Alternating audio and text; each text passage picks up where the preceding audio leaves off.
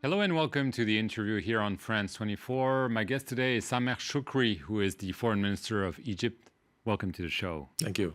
I want to begin with Libya. This week in Paris, the Prime Minister Fayez Sarraj and the military strongman Khalifa Haftar both committed to a conditional ceasefire and to elections as soon as possible, maybe as soon as next spring. Do you think that this is maybe finally a watershed for Libya? It's certainly an important juncture, the degree of understanding and agreement between two major players on the Libyan theater is certainly a positive step in the right direction.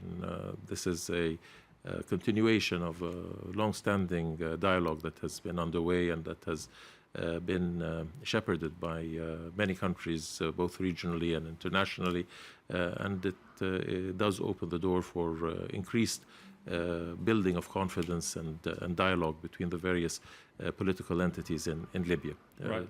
Obviously, Mr. Sarraj is considered very weak. He barely controls Tripoli, the capital, whereas Mr. Haftar has been making gains militarily. Do you think that this was the reason why the progress of Mr. Haftar, who has been supported by a number of countries, starting with Egypt? I wouldn't characterize the position of Mr. Sarraj as being weak. Mr. Sarraj is designated and recognized by the international community, by the Security Council as head of the Presidential Council and Prime Minister of the National Unity Government.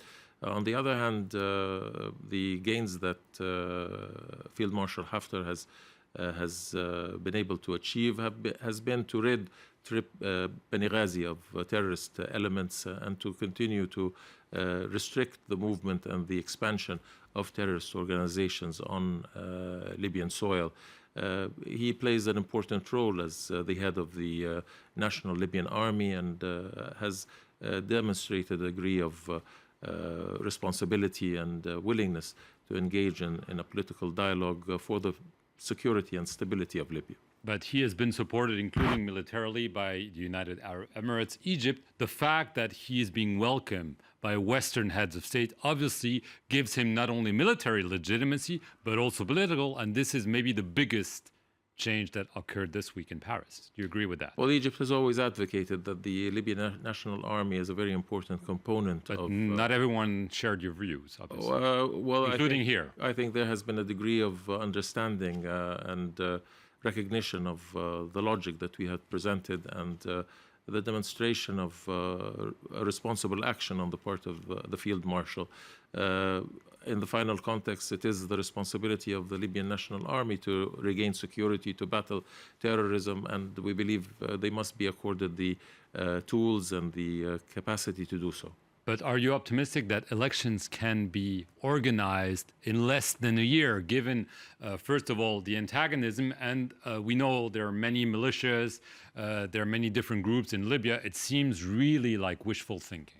Well, for the past year, Egypt has been undertaking a very wide-ranging dialogue with many Libyan political participants. We have built a reasonable degree of confidence among many. We have open channels of communications to important Libyan participants in the West, and we continue to consolidate. You're confident they will join this process? I can say that we are hopeful, and we will continue to work on introducing and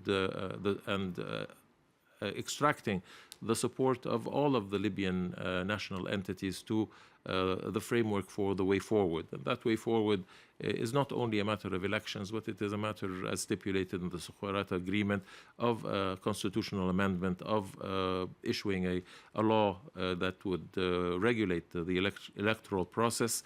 And there is a role for both the legislative bodies, whether it's the House of Representatives or the State Council, to undertake those responsibilities, and for the elected officials to also contribute to the consensus building inside of Libya.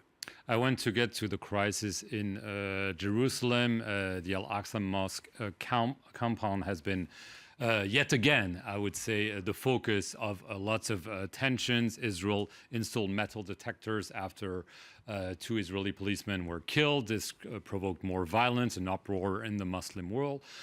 Israel removed those metal detectors, but there are still security measures in place that the local Muslim authorities refuse to accept, and they say they would not go back.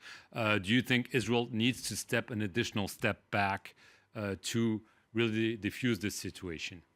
Well, Egypt has encouraged all sides to refrain from taking any actions that can escalate the tensions, that can lead to a cycle of violence and continue with the strife. Does this mean you're also asking the Muslim authorities to show some flexibility?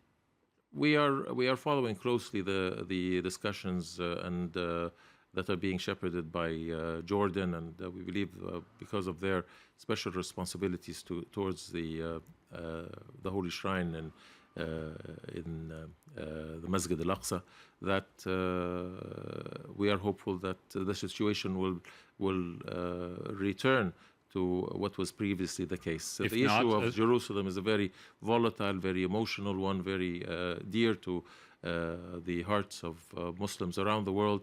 And it is certainly the rise of tensions and conflict will not be a benevolent factor. Could it lead to a third intifada if things don't quiet down? I think it is better for us to concentrate on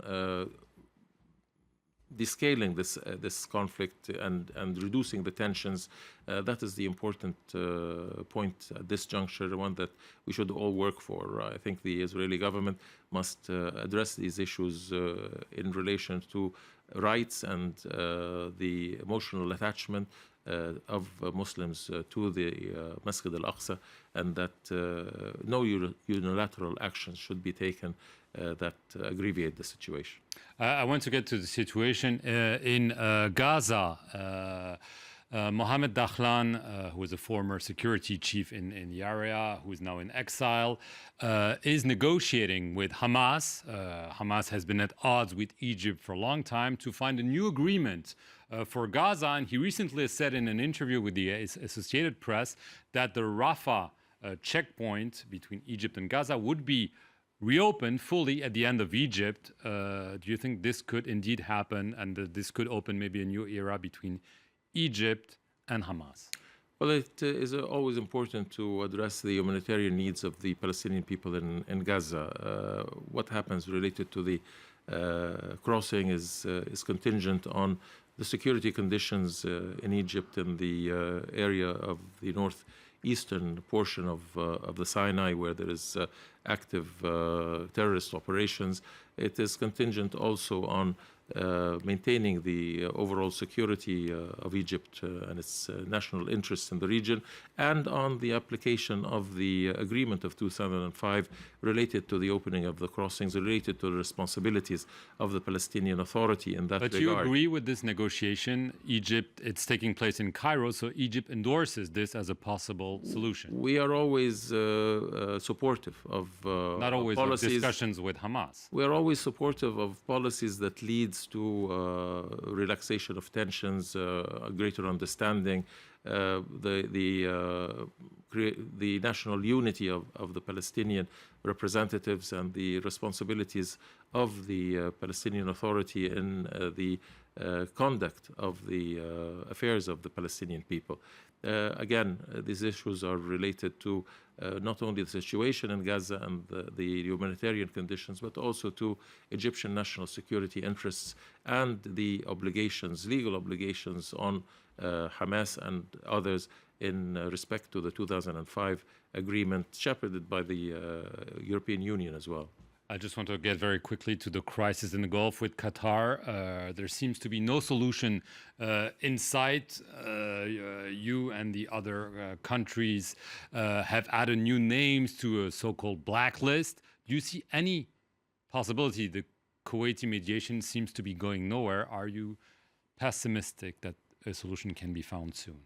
I believe that the whole issue rests squarely on the shoulders of the Qatari government. You're not willing to show any flexibility? It's not a matter of flexibility, nor is it a matter of negotiations. We do not negotiate on the martyrdom of our security services and But Qatar is not responsible civilians. for that. No, Qatar is responsible for much of the terrorist activity that has been perpetrated in Egypt and in other areas. And, Directly? Oh, Directly? yes. Oh, yes. And I mean, financing, arming? There is sufficient evidence to financing and to supporting and to providing safe havens and shelter for many individuals who have By the been government of perpetrated. Qatar? Of course. And it is incumbent upon them to respond positively to what are not demands and not prerequisites, but what are legitimate concerns related to Qatar's discount and change of course related to its endorsement of radical ideologies. But the U.S. seems to disagree with you. They say you need to make a gesture. Qatar has already committed itself to be more active. The You US don't agree? has committed at the highest level by President Trump when he attended the American Islamic Summit in Riyadh to full commitment to the war against terror, to eradicating terrorism, and to addressing the issues of financing, the issue of support. But the deal they signed with the Americans, it's not enough for you. It is a deal that has to be implemented and can only be evaluated by the two sides who signed it. The issues of concern that the four countries have raised are very pertinent, will have an impact if they are if the response of Qatar is positive towards them, to, I think, address many of the issues of lack of security in the region and the destabilizing effect of the expansion of terrorist organizations' activities. Sameh Shoukry, thank you very much for coming on the France 24 set, and thank you for watching this edition of The Interview. Stay tuned for more news.